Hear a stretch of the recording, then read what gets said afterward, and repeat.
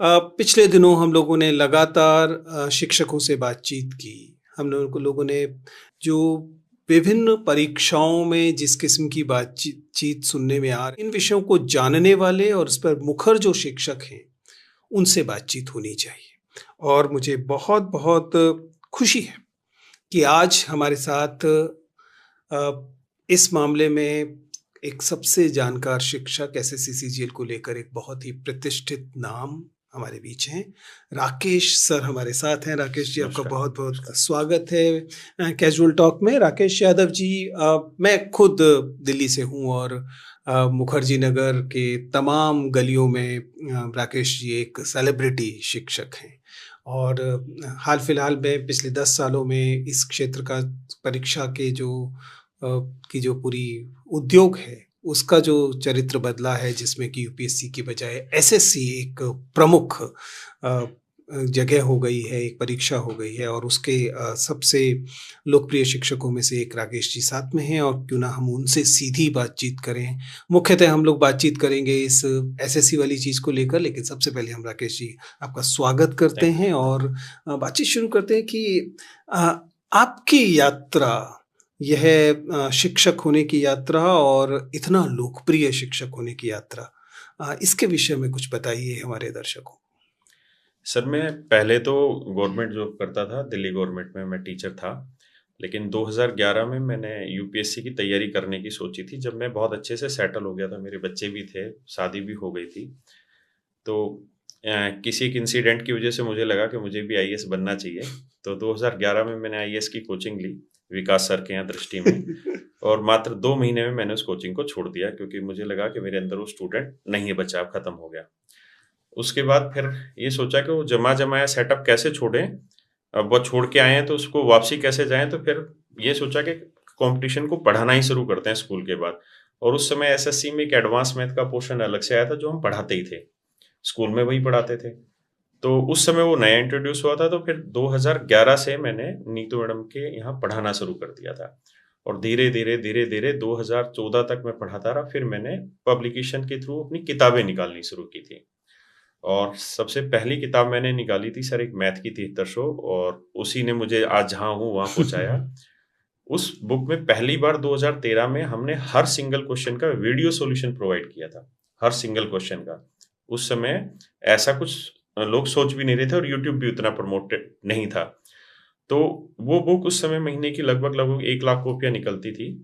तो वहाँ से वो धीरे-धीरे जर्नी स्टार्ट हुई और बस उसी से धीरे-धीरे आगे बढ़ते चले गए। वाह! इंटरेस्टिंग। आपने एक सरकारी नौकरी में थे, उसके बाद तय किया कि सरकारी नौकरी छोड़ेंगे और लोगों को सरकारी नौकरी दिलवाएँगे। ये जो सरकारी नौकरियों का जो एक पूरा का पूरा हवा है चारों तरफ, इच्छा, सपने सरकारी नौकरियों से जुड़ने की। कैसे देखते हैं आप इसे? आपको लगता है कि पूरे देश में इतने सारे बेरोज़गार युवा हैं, सच्चाई ये है कि सबको सरकारी नौकरी नहीं मिल सकती। दरअसल उनमें से बहुत कम को ही सरकारी नौकरी मिल सकती है। लेकिन सरकारी नौकरी की चाह इस बड़े पैमाने पर है कि उससे बहुत सारी विसंगतियाँ समाज में सपने के स्तर पर पैदा हो रही हैं। अधिकांश लोग, युवा जो हैं, वो निराश युवा हैं, क्योंकि उनमें से अधिकांश का चयन नहीं होने वाला है।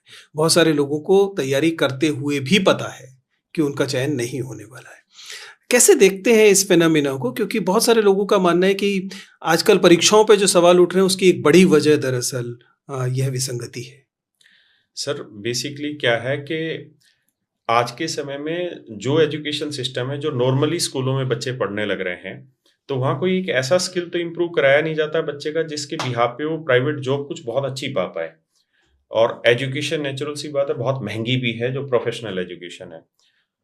और नॉर्मल एजुकेशन के बिहाफ पे आप कोई भी प्राइवेट जॉब लेने जाएंगे तो 10, 12, 15 हज़ार रुपए से ऊपर की जॉब नहीं होती। अभी एक सर्वे था, उसमें था कि लगभग 60% प्राइवेट नौकरियां ऐसी हैं जो 10,000 से 20,000 के बीच में नौकरी देती हैं। और सोशल मीडिया के टाइम में सपने सब देखते हैं, और बड़े सपने देखते हैं। सोशल मीडिया उस सपने को बहुत नजदीक से दिखा देता है। तो आदमी ये सोचता है कि मैं उस तक पहुंचूं कैसे। तो आज के समय में आप कोई भी सरकारी नौकरी उठाएंगे, जिसे हम एसएससी जीडी होती है, जो सिपाही लगते हैं, उसकी भी जो पहली सैलरी है ट्रेनिंग के टाइम पे वो करीबन करीबन 42,000 बनती है। तो आप वो डिफरेंस देखिए कि कहाँ 12-13 हजार रुपए प्राइवेट जॉब में सैलरी ले रहे हैं, और उस जॉब का आपको ये भी नहीं पता कि आप कब तक रहेंगे उसमें। और चूंकि आपने कोई स्किल सीखा नहीं है स्कूलिंग में या कॉलेज में, कि कोई एक ऐसा स्किल सीखा जिसके भी आप आगे आप काम कर पाए, तो वहां पे हर गरीब माँ बाप को और हर गरीब बच्चे को अपने सपने सच्चे करने के लिए एक ही रास्ता दिखता है, सरकारी नौकरी पकड़ो। और सरकारी नौकरी के थ्रू वो इजीली धीरे धीरे अपने सारे सपने साकार कर सकता है। इसलिए सरकारी नौकरियों का जो क्रेज है वो आज बहुत ज्यादा है, और आने वाले टाइम में ये और तेज गति से बढ़ने वाला है।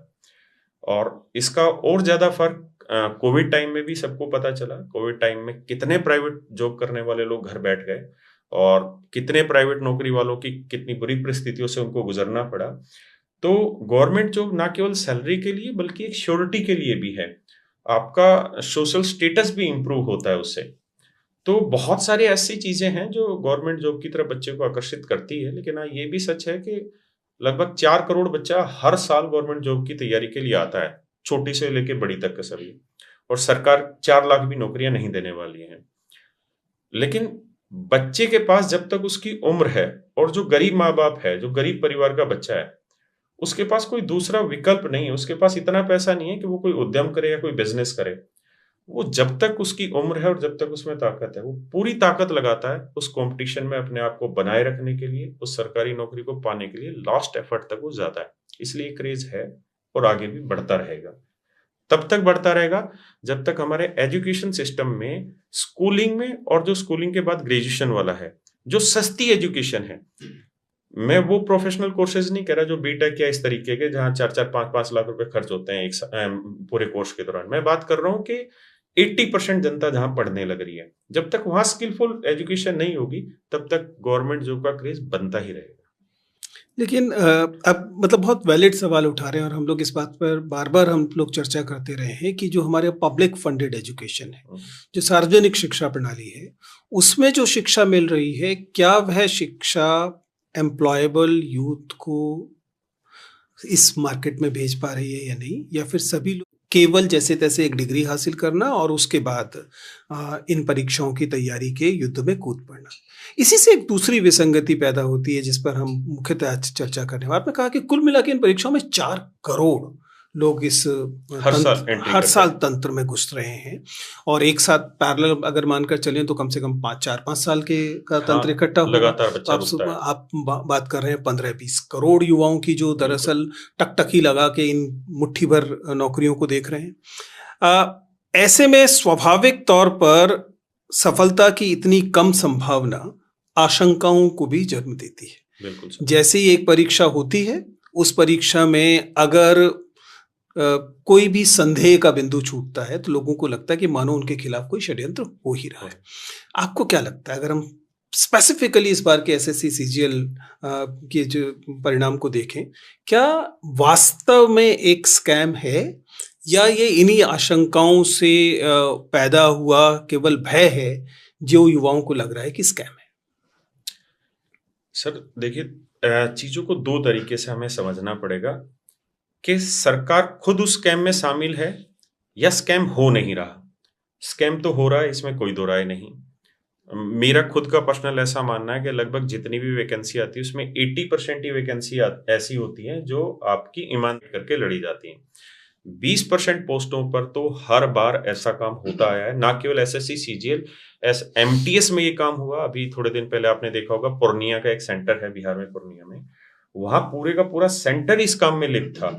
और ये केवल एक देखिए, जो चोरी पकड़ी गई वही चोरी नहीं कही जाएगी। बहुत सारी ऐसी चोरी जो हो रही है लेकिन पकड़ी नहीं गई, वो भी एक बहुत बड़ा इम्पैक्टफुल है। अभी बहुत ऐसा बच्चों का भी क्लेम है कि बहुत सारे ऐसे बच्चे थे जब वो एग्जाम दे रहे थे तो उनके अगल बगल में वो बच्चे एब्सेंट थे एग्जाम में, लेकिन जब अभी प्री का रिजल्ट आया तो वो बच्चे एग्जाम में उनका क्लियर हुआ है प्रीलिम्स।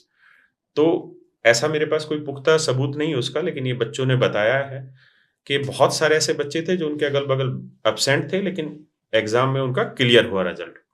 दूसरी चीज ये है कि देखिए, जहां प्राइवेट लैब में आपके एग्जाम कंडक्ट कराए जाते हैं, आपसे पहले, आज से करीबन 5 से 6 साल पहले जितने भी एग्जाम होते थे गवर्नमेंट स्कूल या गवर्नमेंट कॉलेजों में होते थे। हर आदमी के लिए सरकारी नौकरी की बड़ी कीमत है, वो उसे छोड़ता नहीं था। इसलिए करप्शन के चांसेस गवर्नमेंट स्कूल में बहुत कम होते थे। जब वहाँ एग्जाम कंडक्ट होते थे तो पेपर लीक वगैरह बहुत कम चांसेस होते थे। अब क्या है कि ऐसे-ऐसे इलाकों में लैब बनी हुई हैं, जहाँ आप देखकर हैरान रह जाएँगे कि यहाँ कैसे ये सेंटर अलॉट हो गया। ना तो वहाँ इतना इंफ्रास्ट्रक्चर है, ऐसे-ऐसे सिस्टम, ऐसे-ऐसे डिवाइसेज़ वहाँ रखे हुए हैं, जहाँ बच्चा माउस नहीं कीपैड दबाता, कीपैड काम नहीं करता, 5-5, 10-10 मिनट बाद सिस्टम ओपन होता है। तो ये समस्याएँ लगातार होती चली जा रही हैं। और इसके अलावा भी बहुत सारी ऐसी लैब है जो इस समय, अभी आपने सुना होगा, एक आरके स्टूडियो लैब है, जिसपे लगातार एक सीक्वेंस में आपको रोल नंबर सेलेक्ट होते मिले और सबसे ज्यादा बच्चे बाकी लैब्स के अकॉर्डिंग उस लैब से सिलेक्ट होते मिले। तो ऐसा कैसे संभव हो सकता है कि 18 लाख बच्चे एग्जाम दे रहे हैं और उसमें किसी कुछ चुनी हुई जो सेंटर है वहां से एक साथ बच्चे सेलेक्ट होने लग रहे हो? तो इसका कोई स्पष्ट, तो हमारे पास भी कोई सबूत नहीं है। ऐसा हो तो सकता है, लेकिन 2023 में भी ऐसा हुआ, 2024 में भी ऐसा हुआ। और एसएससी ने भी कुछ जगह पे ऐसी गलतियां की हैं। जैसे अभी 7 दिसंबर को इन्होंने रिजल्ट दिया और अनएक्सपेक्टेड उन्होंने ये रिजल्ट दिया, और जिस समय रिजल्ट दिया उसके थोड़ी देर बाद 2025 का कैलेंडर भी दे दिया, जो कि आज से पहले ऐसी वो नहीं थी, पर इनकी व्यवस्था नहीं थी। हमेशा जो कैलेंडर था वो थोड़े दिन बाद ही आता है। ऐसा नहीं कि रिजल्ट दिया और रिजल्ट के तुरंत बाद उन्होंने कैलेंडर दे दिया। दूसरा, इसमें एक आशंका की वजह ये कि एसएससी मुखर होके अपन कभी भी नहीं रख रही है बच्चों के आगे। बच्चों के हजारों सवाल हैं और उन हजारों सवालों में मैं ये कह सकता हूं कि 50% तो तार्किक क्वेश्चन है, जो बच्चे वैलिड रीजन के साथ वो क्वेश्चन बनाने लग रहे हैं। लेकिन एसएससी एक भी सिंगल क्वेश्चन का पब्लिकली जवाब नहीं दे रही है। और कई बार जब आप पब्लिकली उस चीज का जवाब नहीं देते हैं तो अपने आप भी बच्चे के दिमाग में वो शक पैदा करता है कि इसके पीछे कारण क्या है। तो मैं ये तो मान रहा हूं कि स्कैम है, लेकिन मैं इस चीज को मानने के लिए अभी पूरी तरह तैयार नहीं हूं कि इस स्कैम में एसएससी शामिल है। प्राइवेट लैब हैं जो ये काम लगातार कर रहे हैं, थर्ड पार्टी बहुत सारे लोग हैं जो ये काम करने लग रहे हैं। तो एसएससी इसमें कितने लेवल पे इन्वॉल्व है इसका नहीं पता, लेकिन स्कैम तो हो रहा है। राकेश जी, आपने बहुत गंभीर बिंदु यहाँ उठाए हैं।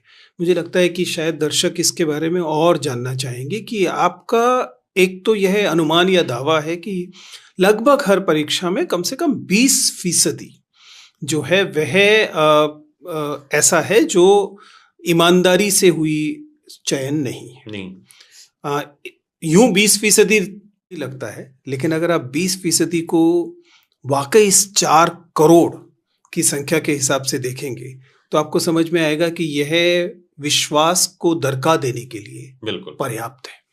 दूसरा, आपने ये भी कहा कि संभव है कि एसएससी औपचारिक तौर पर इसमें शामिल ना हो, लेकिन उसे इस स्कैम को या इन अनियमितताओं को रोकने की जिम्मेदारी स्वाभाविक तौर पर एसएससी की है और एसएससी